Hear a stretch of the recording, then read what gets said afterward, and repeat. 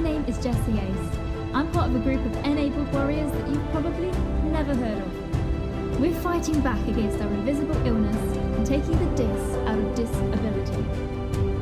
We don't give sympathy to our symptoms. They enable us to be the warrior that we are. If you ask doctors and nurses, they'd say what we're doing is impossible. But pushing the limits of our conditions is something that we have to break through every single day. If we push the limits, we are mentally strong, and we can do anything. The question is, how far can we push those limits? This podcast will give you the answers. I'm Jessie Ace, and this is the Disabled to Enabled podcast.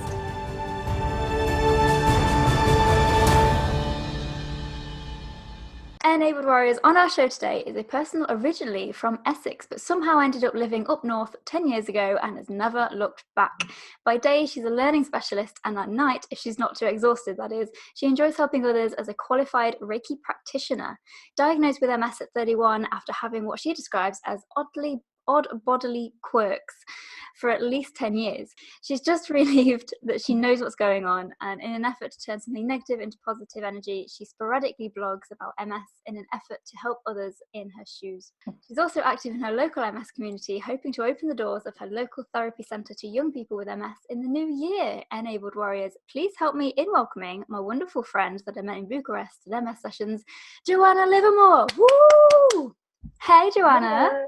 How you doing? Hey. I'm good.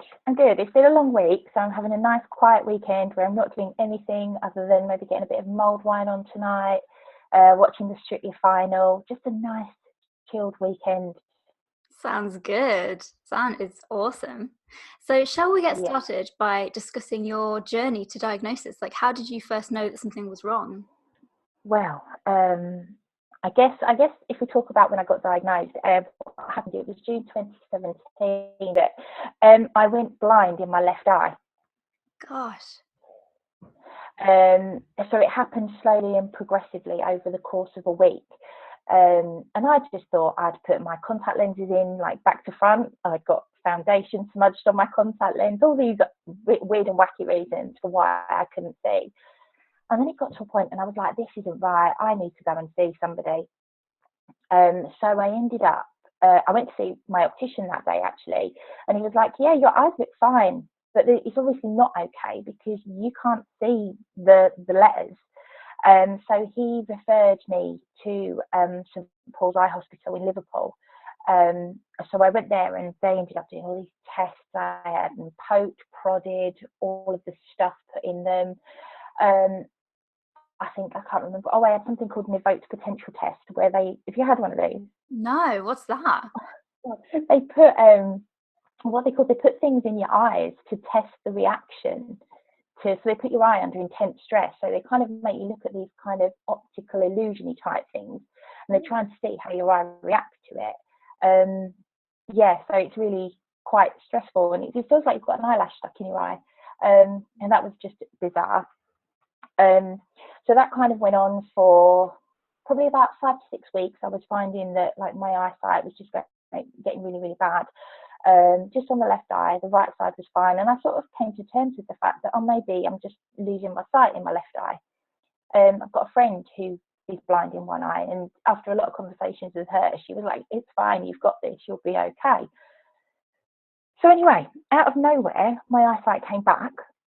And I was like, yay, I'm fine now. Didn't really think anything of it, but I did decide to go to my hospital follow-up appointment for it.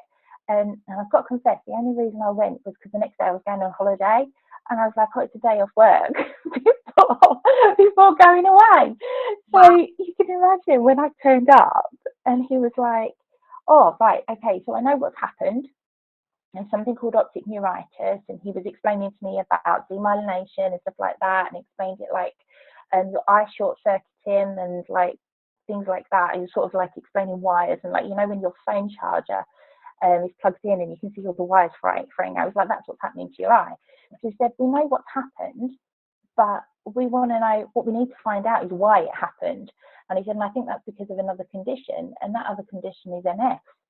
And I was so in shock that I might as well have just said to him, "Do you want can I have fries with that?" Do you know what I mean?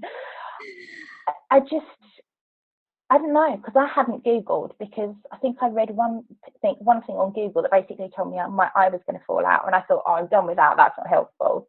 Really? Yeah. I was going to fall out. Oh my gosh, you Oh didn't. no, I don't know. Yeah, and I was just like, that's it. I'm done with Dr. Google. So it was a complete shock for me, and I think he thought I'd worked out what had happened, but I totally hadn't. So it was a real shock. God, it sounds like it. And the fact that it came kind of out of nowhere as well Mm, does not help. And that's quite a common thing with many people with MS, mm, isn't it? It literally does just kind of come on and you're like, oh, yeah. this is crazy. But you said that you had like 10 years worth of odd Oh bodily, God. what did you call them? Odd Yeah. bodily quirks. Odd bodily quirks. I Yeah. love that phrase. So, well, what else do you call them? Do you know what I mean? I mean, Yeah. so what was really weird was when I went to ask, when they were asking me about my eyes, they kept asking me, "Do you have tingling in your legs?" And I'm sitting there thinking, "Yeah, I have for 10 years, but I'm not telling you that because it really scares me that you're asking me that when I'm here about my eyes." Do you know what I Oh mean? no, yeah. I did eventually fess up because I sort of had a bit of a head wobble, and I was like, "It's not going to change whatever they're going to tell you, Joe, whether you lie about your legs tingling or not." Um, so yeah, so I would say when I first moved up north, which was in 2010, from Essex, and obviously up north it's considerably colder than down south. And Yeah. I just had this tingling in my legs all the time, and I just assumed it was like, oh, it's colder up here, bad circulation, you know.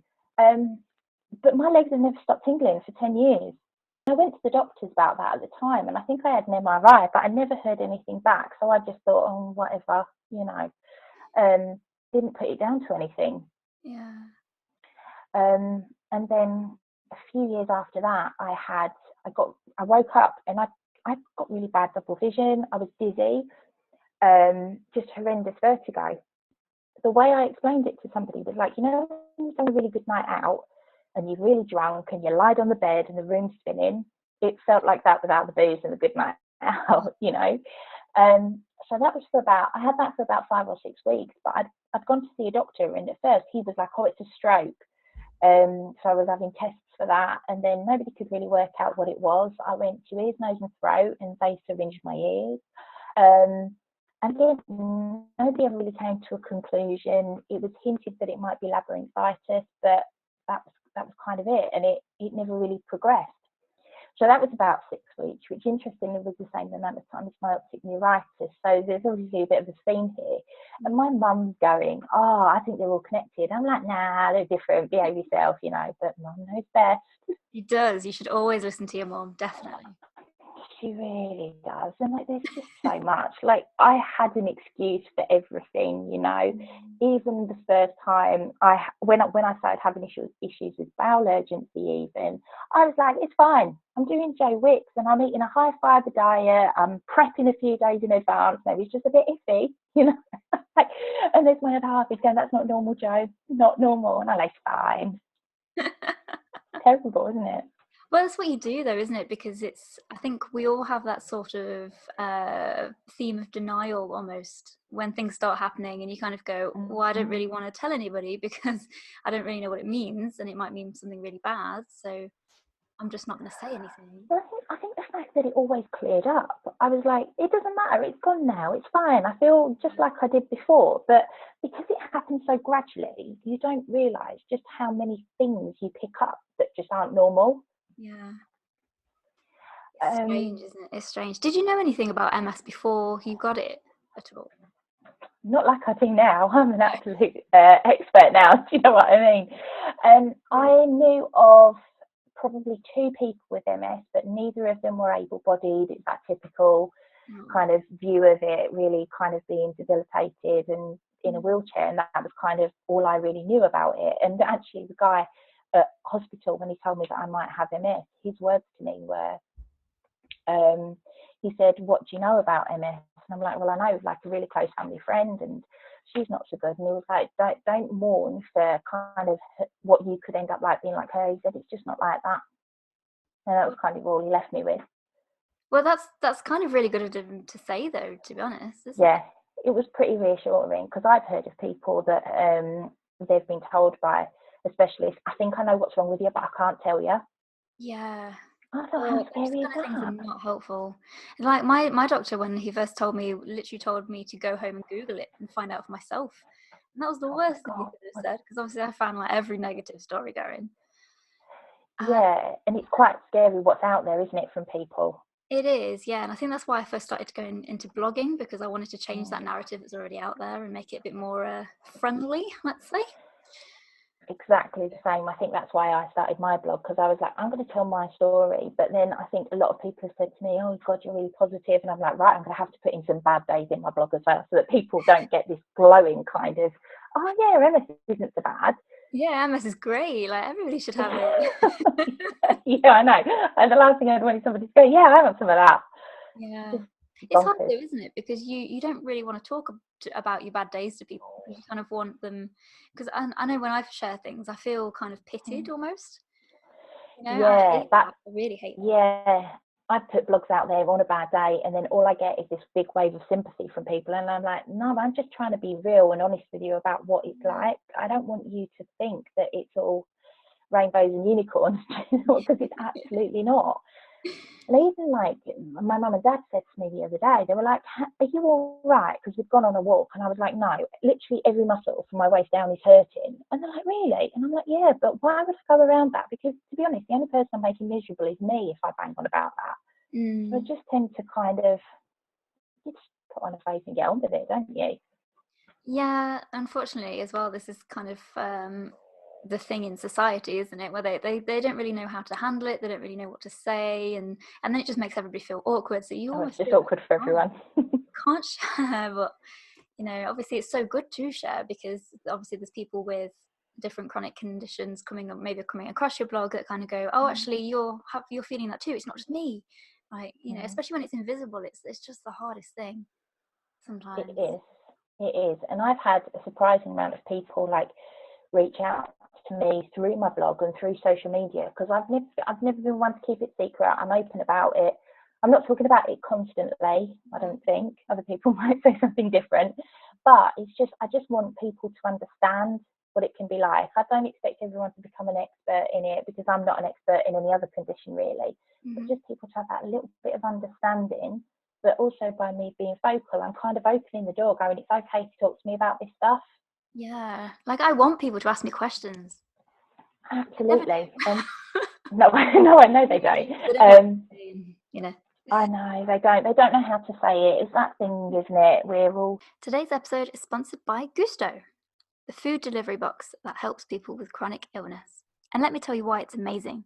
So, I find food shopping so stressful. Being in a huge place packed with people, bright lights, heat, noise, brightly coloured products everywhere gives me a full sensory overload, and it just makes me absolutely exhausted.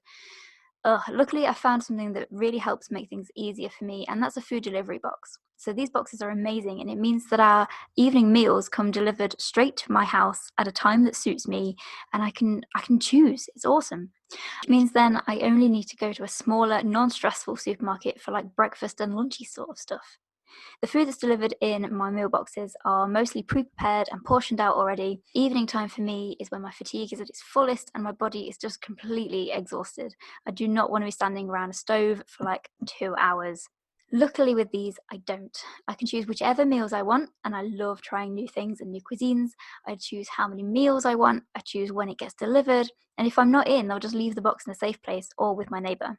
I can also skip weeks whenever I want to, and I'm in full control at all times. It comes with an app that I can use on my phone, and I can just choose the meals that I want. I can choose to skip it, and I can choose when when it's going to be delivered. So cool. The meals are also near enough 30 minutes or less, so it makes for not a lot of standing time, which is so great. And like I say, it's mostly portioned out anyway, so it just speeds it up. The recipes that I can just bang in a pot, throw in the oven, and not worry about are my absolute favourite, and they are always the crowd pleasers in my family. My family is happy because they have a wonderful meal in the evening, and I'm happy because I can get more things done with my leftover, excuse the pun, energy. I love making meals from fresh ingredients every day because it really helps lessen my MS symptoms. There are also vegetarian meals, dairy-free meals, even gluten-free options as well. My box of 4 meals for 2 people is just $34.99 a week. It actually saves me money getting these food boxes. It's amazing. So honestly, like, give one a try and see how you get on. You can use my discount link in the show notes and you can get 60% off your first box and 30% off your first month's boxes. So there's nothing to lose, just give them a try. If you decide you don't like them, then just cancel it. You can fall in love with healthy, easy cooking and look forward to mealtimes again. You can thank me later. Now let's get back to chatting with our guest. Very polite and scared of diversity in this country, aren't we? So we end up treading on eggshells in the fear of saying the wrong thing. Yeah. Even though we're really curious. Yeah, exactly. Underneath it all, we are just like dying to ask questions and dying to know. So yeah, this is kind of what this podcast is for. It's kind of to answer the questions that nobody else really dares to. So there we go. So anyway, moving on from the kind of initial diagnosis, how did you really find a support network of other MSs to guide you through like what you were going through? Because I don't know about you, but it took me a long time to find those people. Yeah, I know. I mean, I've got a great story about this. As I was like kind of reading through the questions beforehand, I found this story. I downloaded an app called MS Buddy. And MS Buddy was a lot of American people on the podcast, which is fine. Not on the podcast, on the app, which is fine. But I think their care system is so different to ours that it's not necessarily relatable, is it? So I ended up coming across this one guy that had messaged me. He was called Bubbles, and he was from down south somewhere. And let's just say that I promptly deleted the app and blocked him within minutes because he'd sent me this most inappropriate message about the fact that I'm from Essex. And I'm like, I didn't know we were on Tinder. What the hell's going on here? So that was enough to put me off for a while. And now I just see it as a funny story, which is great. Like, just don't download MS Buddy. But I did sort of start venturing. I found Shift MS pretty early on, which is absolutely brilliant. And obviously, thanks to them, we've had the opportunity to meet each other. Yeah, totally. It's scary though, because people only turn to forums when they're having a rough time of it, really, aren't they? Don't they? So it's really, really scary. Like when you're first diagnosed, and like it's a minefield, and you're trying to learn as much as you possibly can. And there's people on the forums talking about their worst day, reaching out for people because that's when you need it. You don't see people on there really living their life. So even that I took a step away from quite quickly.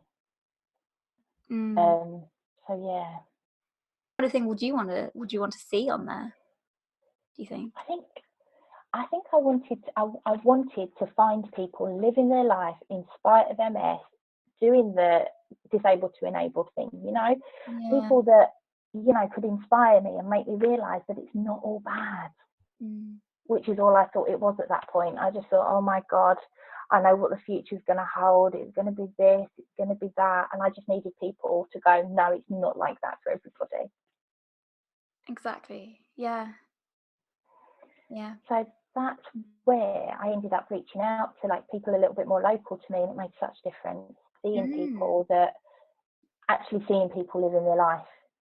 It was so much better for me than these Facebook groups and the online communities, which are now I find them brilliant. I really do, because I'm in a better place in terms of my acceptance. I understand what people need when they're having a bad day, but newly diagnosed, I don't think I was quite ready for it. It's quite overwhelming. It is quite overwhelming. It is. It is, but they're great having them there because people don't have anywhere else to turn. And it's nice having those people that get it. Yeah, I mean, I wonder if they have these things for other charities as well. I'd be interested to find out. So if you're an Enabled Warrior listening and you have like an online support network kind of thing, kind of like Shift MS or my MS team or MS Buddy, that's maybe should avoid. If you're in one of those groups, then please comment below and let me know, because I'm really interested to see if that kind of carries over, or maybe that's something that we could set up for like every chronic illness. Like, who knows? I have seen the MyS team you're talking about, and I'm sure they do them for like my fibro team and my this team and that team, depending on what your condition is, which I think is really, really good. And obviously with Facebook now, if there's not a group, people can set one up so easily, and I think they do. Yeah, but I think we just needed to change the narrative on the groups on Facebook, if you know what I mean, which is why I set up the Enabled Warriors originally, because I wanted somewhere to go that was a positive group that I could really relate to people in, and people were sharing their successes rather than things that were going wrong. So that was really important for me anyways. Yeah. And that is what's nice. It's like, hey, look what I've done in spite of MS. It's nobody sitting there going, I can't do that because MS, you know. It is really, really positive. So tell me more about the MS centre that you go to currently. This is brilliant. This is Wigan MS Therapy Centre. We're not affiliated to the MS Society or anything like that. We're all self-funded and self-sufficient. And I originally found out about it because the wife of someone I follow on Twitter has primary progressive MS, and he regularly tweets about the MS Centre. And he was actually one of the first people I reached out to when I thought that I might have MS. Okay. And spoke to him about what I was going through. Really funnily, I had actually briefly met him in the post office once, and we had one of those awkward Twitter exchanges of, was that you earlier, kind of thing. So I kind of felt like I already had an inroad to him. But it turns out that Pete is the chairman of the centre. And after I was diagnosed, he gave me a lot of strength and confidence to go down to the centre. It's such an amazing place. The energy is really lovely. It's really warm. And I just felt like I'd found my people, you know, like this really great bunch of people right from the minute I set foot in there. They've got some really great stuff in there. So they've got like a simple gym with a PT that's there that helps people regardless of your ability in this gym area. They've got 2 therapy rooms as well where you can receive treatments such as Reiki, massage, reflexology, head massages. They do that Hopi ear candle thing, you know, where the thing burns down. Yeah. That creeps me out. It's lovely. Does it? Oh. Really nice crackling noise. It felt really, really relaxing. Yeah. Then we've also got like a charity sales room to help our self-funding and stuff like that. I mean, the bottom line is there's also a brew there with your name on it, and no one's sitting there talking about MS constantly. But if you're having a bad MS day, there's somebody there that just, they're like, I get it. It's okay. That's good. That's really good. It's really good. And I only found out about it. Well, in fact, I found it different. The thought of going down there for quite some time was quite difficult for me. I thought, I wasn't sure if it was something that I wanted to do or a place that I wanted to go. So I ended up somehow volunteering to go bucket collecting in Tesco with them. They were like, we need some people. And I thought, you know what, this might be a really good way for me to not have to go in the centre. Yeah. Because, you know, when you're in that bit of denial and trying to accept this condition that you've got, I thought, I'll go bucket collecting. So I ended up bucket collecting in Tesco for like a few hours this one day. And do you know what? Meeting other people with MS, you looked at them, you wouldn't know they had MS. You know, it was so, I don't know, it was empowering in a lot of ways, and it just made me realise how much I needed that face-to-face connection and that support group around me instead of something online. I needed something a little bit more personal, I guess, if that makes sense. Yeah. Totally. And then as soon as you've kind of met those people as well, you probably feel a bit more inclined to be able to go out down there and think, you know, who's going to be there. Absolutely. Makes Absolutely. Everyone was just so lovely. Nobody's scared to ask you questions like, when were you diagnosed? What treatment are you on? Where are you up to? Have you ever had this symptom? You know, people just, you don't have that awkward, can I ask or can't I ask thing. You know, people are just quite happy to just ask the question. It is a lot easier to ask people with your same condition questions though, isn't it? Absolutely, it really, really is. But even they spot your symptoms. Yeah, I was stood there this one day. I had a good old scratch. I always get really itchy around here. Yeah. like around my chest. And this woman, she looked at me. She's like, "Are you always itchy like that?" And I'm like, "Yeah." She's gone, "I'm pretty sure that's an MS symptom." She said, like, I'm constantly itchy. Lots of other people have said their skin's always quite itchy and stuff like that. And I'm like, well, there you go. And people spot things like, yeah, that's MS, that. Yeah, exactly. It's quite amazing. Exactly. And that's what I really loved about MS sessions as well when we went over there to Romania, because it was just like amazing to be around so many people that just understood, that were our own age and things. And like so we talked about a symptom that you'd been having that you didn't really know if that was a symptom or not. Can you remember? So you said that when you were bursting out crying. Oh God, yeah. Hysterical laughter. And I didn't know that was an MS symptom either. Yeah, And it's yeah, yeah. It was the when you start crying with laughter, but then you just get yes, confused and you just that's sob. oh, Emotional ability, they call it, isn't it? Yeah. yeah, it's Um, crazy. yeah, I know. It's just And there's learning me just like that. thinking, you are sorry. It's just learning different things like that. It's It just is. it opens It your is. eyes. You have to be so careful though, because I could easily skip going to the doctors because I'd just be like, oh, it's an MS symptom. It's happened. Yeah. What can you do? There's nothing you can do about it once it's happened. And I do sometimes worry that I'll end up missing something that's just not MS at all, and it needs a different kind of treatment. And not everything is MS, is it? No, no. And that is a very important note as well. And I think if it is something that starts and then continues and continues and continues, Mm, that's probably the time to actually go and get it checked mm, out. yeah, MS symptoms tend to come and go, don't they? Unless it's like a full blown relapse and then it's yeah, makes it a permanent symptom or whatever. So, yeah. yeah, if you are concerned about it, anybody listening, then please go and check it out with your doctor just to be on the safe side. Should just add that. Do you know, I tell everyone to go to the doctors now. Forever. I'm like, right, I'm not turning you into a hypochondriac or anything, but go to the doctors. Honestly, don't ignore it, because I Yeah. did that for 10 years and I could have been diagnosed so much earlier if I'd actually listened to my body, gone to the doctors. Do you know what I mean? All of that kind of stuff. And Yeah. I'm lucky that I've not had a disabling relapse while I've spent these 10 years not on any kind of therapy or medication or anything. But it might not have gone that way for me. So I urge everybody to go to the doctors now. Absolutely. So let's go back to talking about the centre, because you mentioned that you are keen to make the centre more accessible to people outside of the current opening times. Now, what are the current opening Yeah. times at the moment, and like who are you aiming to get there? So the current opening hours of the centre are Wednesday and Thursday between 9:30 and 3:30.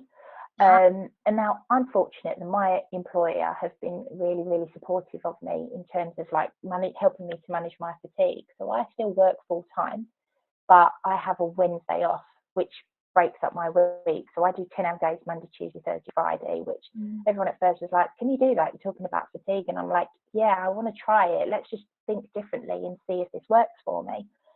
So it works, and I have my Wednesdays off, and it means I can go down the centre, I can go and have a therapy, I can go and have a chat with people down there. But I think it was Bucharest that made me realise just how unique I actually am, in terms of the fact that I've got a massive support network around me. And it was more I thought about it. Do you know what? If people are at work full time, or they're full time carers or mothers or whatever, but for whatever reason, during your normal hours 9 till 5, they can't access something like that. It's like we need to do something, because it's invaluable. And you know that the majority of people are diagnosed between their early 20s and early 30s. And I'm like, they're the people that are still working, and they're the ones even less likely to meet somebody else with MS. And I was like, we need something for them. We need something out there. So that's what sort of inspired me to kind of look at different times of opening the centre. And at first I was like an evening, but it's like, but just think how knackered you are at the end of the day at work. The last thing you're going to want to do is then give up your evening when you could be sleeping, spending time with your family or whatever, to Yeah. go and just have a brew. Yeah, Okay. I totally. Um, Yeah. so then it was kind of like, well, maybe we'd go for like a weekend a month or a couple of weekend a months, and kind of to see how up for it people are really. Mm. So I'm really lucky in being able to set this up. We've got a building in place, we've got funds and stuff like that. So all it's been is me having a conversation with somebody at the centre going, I want to open it at weekends, and she's like, yeah, go for it. That's amazing. I love I've that. been quite lucky. It's quite easy. It's quite easy. But yeah, I'm really, really happy that that's something I can do. So I've set up the Facebook page for it, and I'm going to get some polls on probably in the next couple of days about when people want their first, when people can kind of meet for the first time, because I want the first one to be a bit of a meet and greet, Mm. and then kind of see what people want from it. Do they just want it to be a place that they go for a coffee and be surrounded by people like them? But at the same time, I think perhaps in I'm trying to think of the best way to say this, but I think probably possibly in younger people, they've got a better appetite for what can I do to truly beat this illness as much as I possibly can. You know, so taking a lot of what we did from Bucharest, I'm really kind of interested in talking about things like nutrition, dieting, and getting people in to talk about that.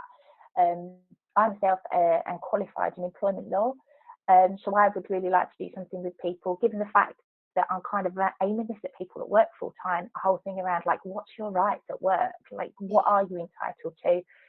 What's discrimination against you? You know, something like that. Oh, absolutely. Please, please, please do that, because there is not enough of stuff like that out there at the moment. And if you were to make a video on that, for example, and put it on YouTube, I would share the heck out of it.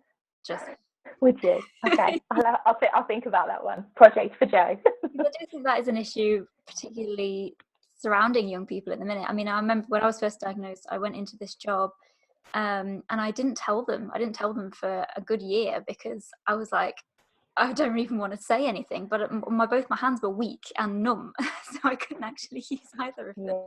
But I was kind of disguising it every day, and it was just awful, because I didn't know what to say, and I didn't know. Yeah. I mean, I'm really lucky. I work for an organisation that are really inclusive, and I didn't feel that I needed to hide it or anything like that. My line manager, when I was first diagnosed, I was really, really friendly with anyway. So that helped me a lot in being able to be open. But I think for me, everything that I felt like with this diagnosis is like, I described it the other day as I want flowers to grow out of the dirt.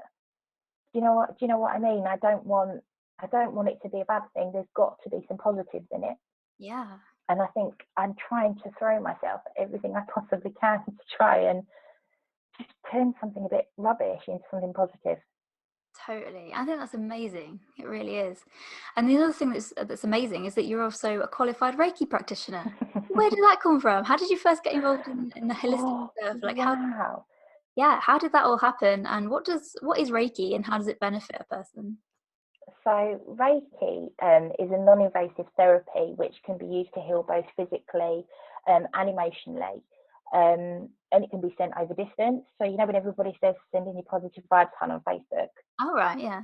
I actually can. Oh. So basically, once you get attuned to Reiki, you don't necessarily learn it. It's kind of a weird thing. But once you get attuned, it's like you can connect to universal energy. And I always say, I know it sounds a bit hippy dippy when I talk about it, and I get that it's not for everyone, but it's also that thing where I'm like, everybody should so be open to it, because the benefits are incredible. Like, I could be sitting here now, and I could just, my leg's a little bit sore today, so I could just ask Reiki to flow, put my hands on my legs, and just hear while I'm talking to you, that energy is coming through me and into my body, and then your body kind of does the healing itself once it's got that energy. I use it on my dog. She loves it. She sleeps for hours after a Reiki session. And I even once used it on my best friend's child. So he was really badly teething. And I said to my friend, I'm like, do you mind if I just try giving him some Reiki? And she's like, yeah, go for it. If it's going to stop him teething and crying, like anything, you know. Do it. So I'm there, and I just held my hand out next to his jaw, and I just thought, I'll see what happens. And he kept grabbing it and putting his hand on his jaw, and I was like, I can't believe he's just done that. So I took it away, and he took it back again and put it on his jaw. And like, Reiki blows my mind every time I even go near it. But how did I get into it? Of course, because obviously it's all well and good going, yeah, there's this great thing, but how do you get it? How do you get into it? And like, they always say that Reiki finds you. And I've got to say, it's kind of like the missing piece of my personal jigsaw puzzle. Like, my world just makes sense with it. But I first found it at the EMS Therapy Centre, where we do like our therapies and stuff. And I thought, I went for a massage this one day, and I don't like people touching me, so I don't know why I went for a massage at all. I didn't enjoy it at all. So I thought, next week I'm going to book in for a Reiki, because it's very minimal contact with you. You can keep all your clothes on. You don't feel particularly vulnerable. And I'm like, that's a bit of me, I think. So I went, and I had my first ever Reiki therapy the week before I was due to go back to work after my first round of Lemtrada. So I'd had my first round of Lemtrada, I'd been off work for 6 weeks, and I was actually feeling really anxious about going back to work. And I actually quite like work. You know, I enjoy my job. I'm reasonably happy that I think I describe to people, the worst I get is indifferent about my job. I never hate it. The worst I get is just a bit, you've got to work to eat, you know. But I do tend to enjoy it for the most part. So to feel quite anxious about going back to work was quite an alien feeling for me. So that was the intention I asked the therapist to set for me. And I mean, it was just magic. Like, I was seeing all these colours as I was getting the therapy, and it's totally different for everybody. Not everybody sees colours. I feel like whooshes up my body and all sorts. And then it finished. All the anxiety had evaporated, and I just cried. And it felt like the biggest release that I needed. I just really, really needed it. And then I went back to work, and everything was fine. It was not what I built it up to be in my head. And then in September, I had the opportunity to have my first degree training myself. And then I did second degree in January this year, which is practitioner level. That's incredible. I never knew what Reiki was before, I'll admit. And I think you really missed a trick in Bucharest, because I would have paid for that session. Well, no, I know. I was sort of going, oh, should I offer it to people? Should I not? And it's one of those things that, because I can do it over distance, so it's this thing, like, I know that I can, I joke that I've got healing hands, but I absolutely haven't. All I can do is connect to healing energy that we've all got around us. But what I've done, I sit in the MS groups on Facebook, and people are in so much pain, and I thought, well, I could kind of offer this to people. And then I think, I don't want to do that, because you can't feel from an empty cup. And I think I'd be constantly doing it, and I've not got the time or the energy for that. So instead, what I've done is like group distance healing sessions for people. Okay. So like, I've just put it out in the Facebook groups, going, does anybody want to do, like, I've got a quick 15 minutes on Thursday. Sign up. If you want me to send me some healing, just let me know your name and your vague location in the country, and then I can just send them healing. That's incredible. And I've had some great feedback from it as well. Like, people have said they've slept better. Some have said they felt more energized. Some people have just said they're like totally relieved from pain. And I don't know how it works, but maybe that's the beauty of it. Don't try to understand it. Yeah, just go with it. I think sometimes that's what you've got to do as well, because sometimes I think when someone gives you an idea and you're kind of like, oh no, well, it instantly like shuts down kind of thing, and that's not helping you either. So sometimes it just pays to be more open and just go, do you know what, I'm just going to give it a go. Why not? Doesn't hurt. I mean, no, it doesn't. And I was having a Reiki share with a friend the other day, and she said to me that, so this is another friend that's also Reiki attuned, so we occasionally give each other Reiki, just because, you know, you want to get Reiki as well as give it. And she worked for me. She said, Jo, your left, she said, like, when I was down, your left leg, she said, the heat I could feel, this I could feel. Her hands were like vibrating and stuff when she was giving the energy to me down there. And I'm like, you didn't know this, but my left leg is my bad leg when it comes to MS. I was really sore that day. The cold's not doing me many favours. You were shaking your head. You're feeling the same. Yeah. Cold weather is not doing you good either. It's not good, is it? And I said to her, like, you wouldn't know this. But I said, like, the fact that you just knew that my left leg wasn't feeling great and needed help, it's just incredible. Incredible. It is. So is it, so you can do it over distance, so is it the kind of thing that you can do on a podcast? I don't know if I could do it on a podcast. I'm not sure. Let me research that. I will put a special episode. I tell you what though, I will put an offer out to the Enabled Warriors group and just see if anybody wants some distance Reiki. Yeah, please do. That's awesome. I will do. Yeah, highly encouraged. He's up for it. Yes, I'll get on that. That's amazing.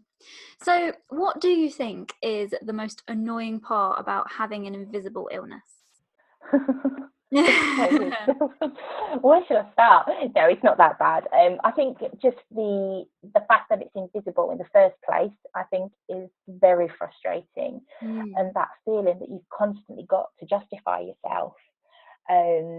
It's that feeling of, why can't Jo do that, but then she can go and do this? And it's like, I explained MS to somebody the other day, and I don't know if I think you liked my blog about it, about MS being a bit like a perpetual hangover. Yes. And it's that whole thing that, like, nobody sacrifices their night out just because they're scared of a hangover the next day. And I think sometimes it's like, yes, I know going on this night out for me is not just going to be the hangover, it's going to be the MS hangover on top of it, and probably a couple of days, not just like a day, maybe even longer. But I want to live. I don't want MS to take over that. So it's the same choice as going, I want to go out on a night out because that's living. But it doesn't matter if I've got a hangover the next day. I'm prepared for that. It's exactly the same with MS. It's like, I'm going to walk the dog because the dog wants walking and I want to hang out with it. But I also know probably the rest of the day, I ain't moving. I'm sat on the couch with a book, wanting to be waited on, you know? So yeah, it's just about recognising that there are decisions you have to make, and just because I can walk here doesn't mean that I can walk there, you know? Yeah, and people don't really get that either, do they? I mean, I had it a lot over the summer when I was running, and so in July I ran like 51.5 miles. Woo! That's amazing. People didn't understand that I could do a 6-mile run one day and then not really move the next day. They were just like, well, why can't you go shopping with me? You were right to run yesterday. I'm like, yeah, you don't get it. No. So it's hard. It's making those choices, isn't it? And it's like, actually, you probably wanted to run. Part of it was possibly a personal challenge. Part of it, you know, that a bit of exercise is good for you and gives us such a better chance against MS. But that is at the sacrifice of then the next day, no, I can't go shopping. No, I can't do that. Exactly. But because I'd already planned for it, I was okay with that. And trying to communicate that to other people is just quite difficult. Yeah, it is, yeah. And how dare they come along and scupper your plans? I know. Or do you know, spontaneity is something that I just cannot do anymore. Like, if it's not in my calendar, it's just not happening. No, I feel you. And I like a plan. Do not change the plan, because I've got about 10 other plans around our plan, you know. Exactly. It's not good. Exactly. Because if like, for example, I've got, and I'm sure you do this as well, when I've got something big coming up, then the few days before I'll be preparing, and I'll be like, well, I know I'm going to be tired that day, so I'll make a batch cook food, or I'll get food in or something. Because I don't know if you're like me, but when I'm really, really tired, I'm just, everything kind of goes out the window, and I'm like, okay, pizza. Don't care. Well, we were talking about this on Facebook before, weren't we, in the group, just before we came on. And my thing is, like, if I'm tired, I'm probably eating a bag of Doritos or a pizza for tea. Oh, the chips are available. Gosh. Yeah, of course. Yeah. But yeah, like, I can't help it. But I also know that then when you start looking into like nutrition, when you've got MS, that's like going against everything that you should be doing. But then at the same time, I'm like, I've got to sleep. I also need to eat, but I've got to sleep as well, you know, and it's really hard. It really is. It really is. So I wouldn't have it any other way, though. No? Are you getting to that stage now where you've kind of accepted it and you've kind of like, do you know what, actually, I recognise it for what it is, and actually it's a good thing? It's made me a better person. It's made me a lot kinder to myself. It's made me find myself. It's made me find Reiki. I think I've got a lot more to thank MS for than resent it for. Yeah, totally. So I definitely feel it's kind of like, yeah, it's rubbish, nobody would ask for it, but you've got to turn it into the best thing that you possibly can, haven't you? Exactly. And it's no bad thing, really. Yeah, totally. Because if you live with resentment every day, then that's not gonna benefit you in any way. No, not at all. Yeah, no, I totally get that. So before we go, what advice would you give to somebody else who is going through a diagnosis right now? I would probably say allow yourself to feel without judgment. You're totally allowed to get angry, cry, throw things. You're allowed to not find it positive. You're allowed to be relieved that you've been diagnosed with MS, because the last 10 years have just made sense to you. Because that, for me, like, I went through a real thing and I'm like, I was just putting on a brave face. And I'm like, I don't need. And then I had a bit of a head wobble this one day. I thought, you don't need to do that, Jo. You can feel how you need to feel. You don't need to put a brave face on for everybody else. Nobody else is expecting me to put on a brave face. So just cry if you need. It's totally acceptable. But the other thing I would say is that try and be as open as you possibly can be about it. I know that's such a scary thought, but people are so supportive, and they can only do that if they know what you're going through and what you need. So and also find a face-to-face support network, because they're great. Absolutely, yes. And I will be adding all of those networks that we've talked about earlier on in the podcast. I'll add those into the show notes for everybody anyways. Brilliant. We're going to look at that. Okay. Are you ready for some super quick secrets? I think it's time. Yeah. Okay, Enabled Warriors, we've talked about some heavy stuff today. Let's have a little bit of fun before we go. This is the part of the show where we find out a little bit more about the personality of our guest with some super quick secrets. Are you ready for this, Joanna? Yeah, as ready as I'll ever be. It's okay, I get the reaction from everybody. What is the most inspiring book that you've ever read? This was easy. This is Rebecca Campbell. Her book's called Light is the New Black. And the reason that's the most inspiring one for me is because there's just this one line. I think it's on about page 27. I don't even know where it is in the book. Wow, okay. And she talks. I know. Well, I've got it on audiobook. I've read it. She's a spiritual coach, so she's very much helped me come out of my spiritual closet, as it were. And she says that things happen for you, not to you. And the second I realised that with my MS diagnosis, that was it. The light bulb kind of switched for me. I was like, right, this has happened for me. So what am I going to do with that now? So just repeat the name of the book again for me. It was Rebecca Campbell, Light is the New Black. Incredible. That will be in the link in the show notes. And I really love the fact that you do quite a lot of book reviews as well on your blog. I know. I love reading. That's my thing. What is the weirdest thing that you've ever done? This is just such a funny question. And I actually asked one of my best friends what her thoughts are on this, because she's forever telling me I'm a weirdo, and she's got no idea why we're friends. But actually, when I thought about it, I was like, I'm not weird. Everyone else is weird. That's pretty much my stance on that. I don't think I do weird things. I think I'm quite an odd character in general, but aren't we all? Absolutely. But are there any of those odd things that stand out to you? You do what? Sorry. I put peanut butter down. Like in a celery stick. Yeah. I put peanut butter down the middle bit. Is that weird? I don't really know. Well, I don't like celery, so I can't really comment. You know, well, that's quite weird. I guess liking celery is quite strange. I'm quite a big fan. Yeah, I don't know. We're all a bit odd, aren't we? Yes, but that's what makes us human, so it's fine. Yeah, I mean, the thing she did say that really stuck out for her was the day that I forgot what a windowsill was called, thanks Cog Fog, and called it a window shelfie thing. I love that. It's like up there with weird. I do things like that all the time. I once took my car to the garage because the as I called it, the petrol door wasn't opening. You mean the fuel flap? I was like, no, the petrol door. We know what we mean. It was so funny. I was like, well, it's the door that you put petrol in, so it's the petrol door. Like the thing. Everything's the thing in my world. I don't know about you. Yes. I know what I mean, even if no one else does. It's funny, isn't it? Cog fog is a funny thing. It is. Time when I told my husband to go and put the rabbits in the wash, when I actually meant the jumpers. I don't know why. These words just come out, and you're like, why did I just say that word? It sounds weird. Why did I say that? It's so funny. It actually happens on the podcast quite a lot. Is it? What is your most favourite place that you've ever visited?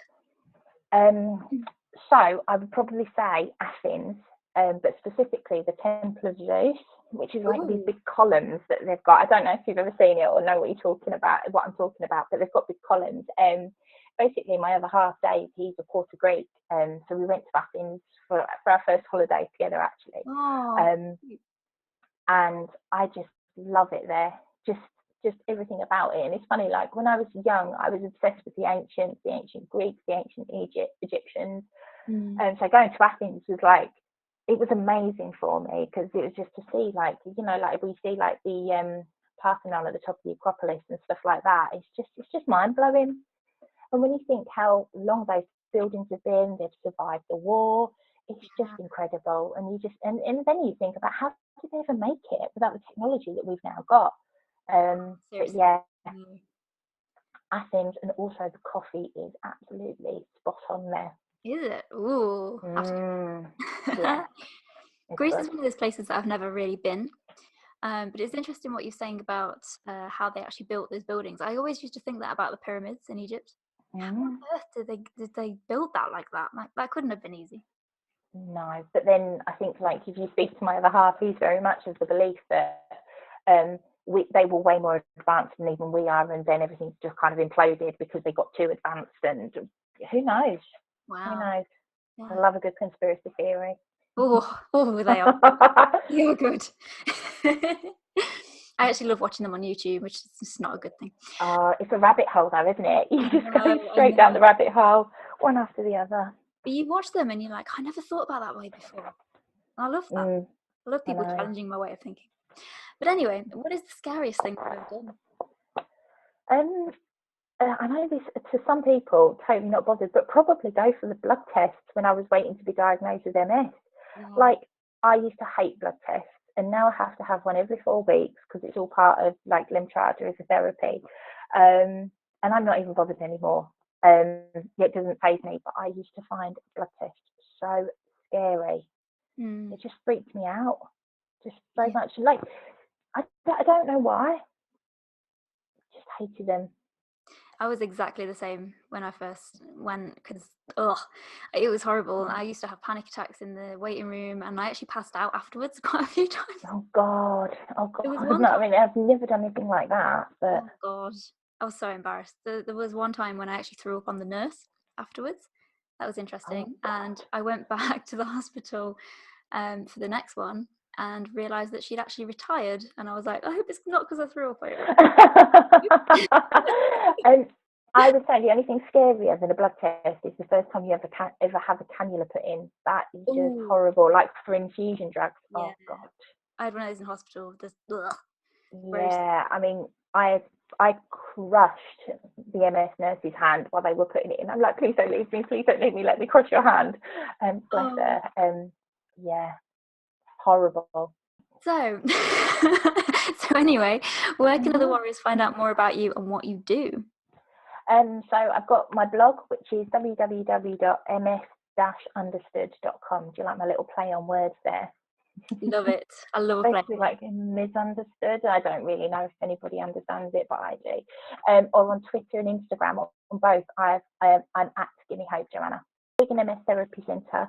On Facebook there's a page, and I've also just recently started, I think it's the Wigan MS Young Community as well, if you're working full time and want to get involved. That's awesome. Well, thank you so much, Joanna. And we will chat again soon. And remember, warriors, stay enabled. Awesome. And all of those are going to be in the show notes anyway, so everybody can check those out. Yeah, so fabulous. Well, brilliant for talking to you today. It's been amazing. So thank you so much. It has. Thank you. Enabled Warriors listening, if you have enjoyed this episode, please subscribe, please like it, please comment on it, share it with someone else that you think it could benefit, that it could help, because this is why we're doing it. We're doing it to encourage more people with chronic illness to be enabled, who just needs to not feel alone. We don't want people to feel alone. We need them to feel part of a community. Join the tribe on Facebook and Instagram. Just search Enabled Warriors or Disabled to Enabled. If you want to fight back against your invisible illness and help take the dis out of disability, then join the tribe on Facebook, facebook.com/EnabledWarriors. If you love this podcast, click that subscribe button and never miss another episode. And remember, warriors, stay enabled.